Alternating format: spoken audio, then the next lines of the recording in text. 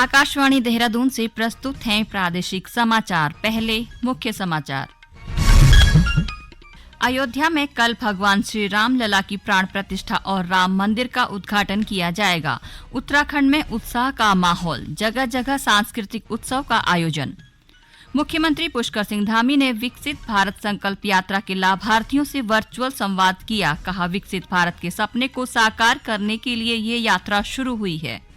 सरकार ने जोशीमठ भू धसाव क्षेत्र में प्रभावित लोगों के विस्थापन के लिए गौचर के बमोत में 26 हेक्टेयर भूमि चिन्हित की। और चंपावत जिले के बनबसा में पुलिस ने 2 नेपाली युवकों को 6 किलो 565 ग्राम चरस के साथ गिरफ्तार किया।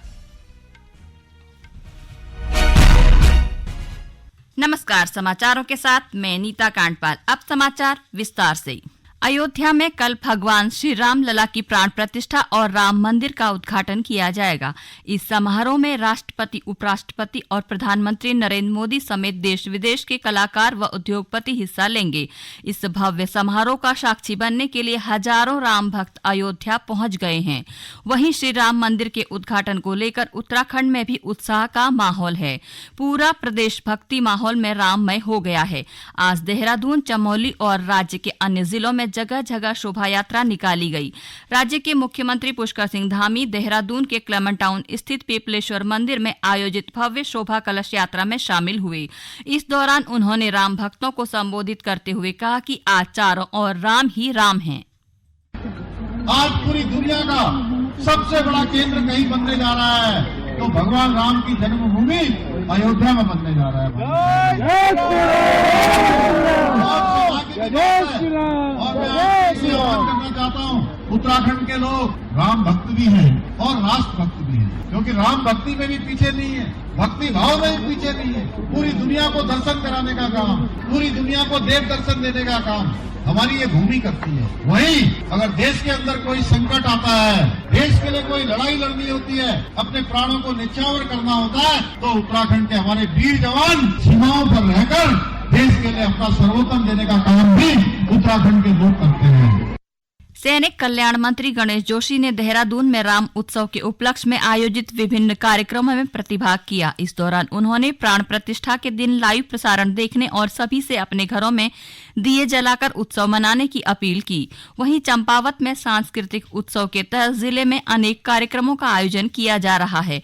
लोहाघाट में रामलीला का आयोजन किया गया। उधर उत्तरकाशी के विकास भवन परिसर में श्री राम वाटिका को भव्यता से सुंदर बनाए जाने को लेकर स्वयं सेवकों और सेविकाओं ने वृहद रूप से स्वच्छता अभियान चलाया।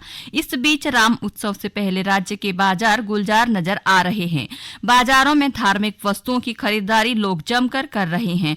लोग दीपोत्सव के लिए दिए और आतिशबाजी के लिए पटाखे की भी खूब खरीदारी कर रहे हैं। इससे व्यापारियों में खासा उत्साह देखने को मिल रहा है। वहीं मिठाइयों की दुकान में भगवान राम को भोग चढ़ाने और प्रसाद वितरण के लिए लड्डू बनाए जा रहे हैं। अयोध्या में श्री राम मंदिर की प्राण प्रतिष्ठा के ऐतिहासिक अवसर पर उत्तराखंड के पवलगढ़ कंजर्वेशन रिजर्व का नाम बदलकर सीतावनी कंजर्वेशन रिजर्व कर दिया गया है। राज्य सरकार ने इसका शासनादेश जारी कर लोगों को यह जानकारी दी है। गौरतलब है कि सीतावनी कंजर्वेशन रिजर्व में मां सीता का पौराणिक मंदिर और महर्षि वाल्मीकि आश्रम भी है, जिसकी देखरेख भारतीय पुरातत्व विभाग करता है। ये जंगल 5,824.76 हेक्टेयर क्षेत्रफल में फैला है, जो टाइगर, हाथी, पक्षी और तितलियों के लिए प्रसिद्ध है। मुख्यमंत्री पुष्कर सिंह धामी ने आज विकसित भारत संकल्प यात्रा के तहत ऊधम सिंह नगर के लाभार्थियों के साथ वर्चुअल संवाद किया। इस अवसर पर मुख्यमंत्री ने कहा कि विकसित भारत के सपने को साकार करने के लिए ये यात्रा शुरू हुई है। उन्होंने कहा कि प्रदेश में प्रधानमंत्री नरेंद्र मोदी के नेतृत्व में जो कार्य हुए हैं, राज्य सरकार उन्हें आगे बढ़ाने का काम कर रही है। श्री धामी ने कहा कि प्रधानमंत्री के मार्गदर्शन में सड़क, रेल, रोपवे और हवाई कनेक्टिविटी का राज्य में तेजी से विस्तार हुआ है। मुख्यमंत्री ने कहा कि सरकार विकास कार्यों के जरिए उत्तराखंड को देश का सर्वश्रेष्ठ राज्य बनाने के संकल्प के साथ आगे बढ़ रही है। इस दौरान लाभार्थियों ने विभिन्न योजनाओं से जुड़े अनुभवों को मुख्यमंत्री के साथ साझा किया। ये समाचार आकाशवाणी के देहरादून केंद्र से प्रसारित किए जा रहे हैं। राज्य सरकार ने चमोली जिले के जोशीमठ भू धसाव क्षेत्र में प्रभावित लोगों के विस्थापन के लिए गौचर के बमौत में 26 हेक्टेयर भूमि चिन्हित की है। आपदा प्रबंधन सचिव रंजीत सिन्हा ने जोशीमठ भू धसाव आपदा के 1 वर्ष बाद कल शाम आपदा प्रभावितों और जन प्रतिनिधियों के साथ बैठक में ये जानकारी दी। उन्होंने कहा कि जोशीमठ भू धसाव क्षेत्र के जो हाई रिस्क जोन चिन्हित हुए हैं उन्हें सुरक्षा की दृष्टि से खाली किया जाना आवश्यक होगा। डॉक्टर सिन्हा ने कहा कि प्रभावित परिवारों से विकल्प मांगे जाएंगे जिससे प्रभावित भवन व भूमि मुआवजा लेकर उपलब्ध सुरक्षित स्थानों पर घर बनाने या सरकार द्वारा प्रस्तावित भूमि भवन पर स्थायी तौर पर रह सकते हैं। नशा मुक्त उत्तराखंड के तहत प्रदेश के लोगों को नशे के दुष्प्रभावों के बारे में जागरूक करने और नशा तस्करों के खिलाफ पुलिस की कार्रवाई जारी है।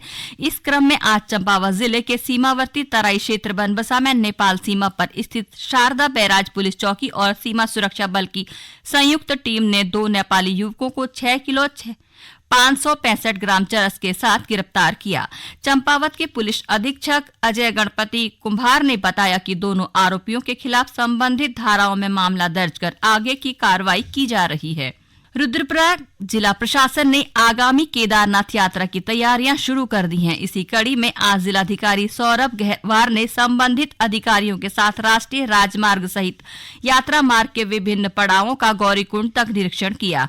निरीक्षण के दौरान जिलाधिकारी ने कहा कि यात्रा को सुगम और सुव्यवस्थित ढंग से संचालित करने के लिए प्रशासन व्यवस्थाओं व सुविधाओं को सुदृढ़ करने में जुट गया है। उन्होंने संबंधित अधिकारियों को यात्रा शुरू होने से पहले सभी विकास कार्य पूरा करने और मार्ग में अवैध रूप से बनाए गए टीन शेड व दुकानों को हटाने के निर्देश दिए।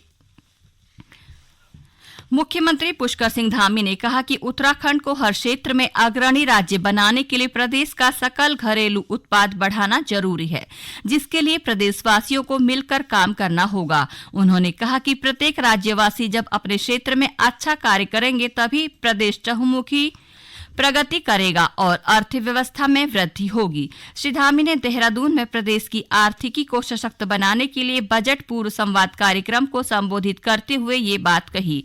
उन्होंने कहा कि राज्य सरकार वर्ष 2024-25 के लिए जल्द ही बजट पेश करने जा रही है। बजट को प्रदेश की आर्थिक स्थिति और भविष्य का दर्पण बताते हुए मुख्यमंत्री ने कहा कि बजट का केंद्रीय बिंदु उत्तराखंड का समग्र विकास है।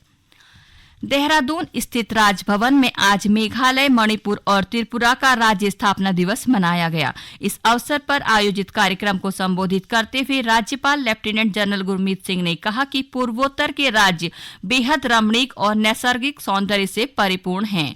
उन्होंने कहा कि वे इन राज्यों की कला, संस्कृति और लोक नृत्य से भलीभांति परिचित हैं, जो पूरे देश में एक अलग स्थान रखते हैं। कार्यक्रम में इन राज्यों के उत्तराखंड में रह रहे बच्चों ने प्रतिभाग करते हुए विभिन्न सांस्कृतिक कार्यक्रमों की मनमोहक प्रस्तुतियां दी। प्रदेश के पर्वतीय अंचल में जंगली जानवर ग्रामीणों की फसल को बर्बाद करने के साथ ही अब लोगों को भी नुकसान पहुंचा रहे हैं। बागेश्वर जिले के गरुड़ में बंदरों के आतंक से परेशान लोगों ने सिविल सोसाइटी के बैनर तले बंदरों से पहाड़ की खेती को बचाने के लिए जन आंदोलन शुरू कर दिया है। सोसाइटी के संरक्षक और नैनीताल हाईकोर्ट में अधिवक्ता DK जोशी ने कहा कि कुमाऊं मंडल के इन गांवों में लोग सबसे ज्यादा बंदरों से परेशान हैं। उन्होंने कहा कि इस बात को गंभीरता से लेने की जरूरत है। अंत में मुख्य समाचार एक बार फिर।